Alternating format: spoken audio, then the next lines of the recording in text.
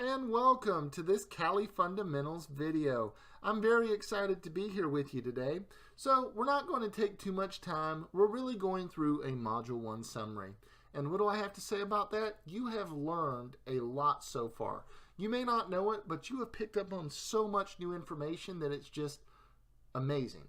And right now what we should know is a high-level history of Kali and the distribution to date.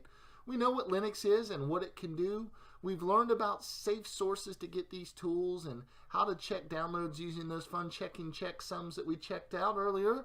And we talked about live boot versus full, installation of the distribution at a high level.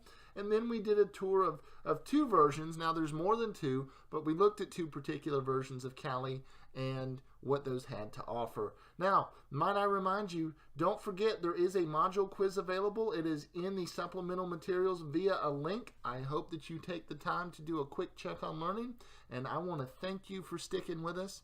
And here we go into Module 2.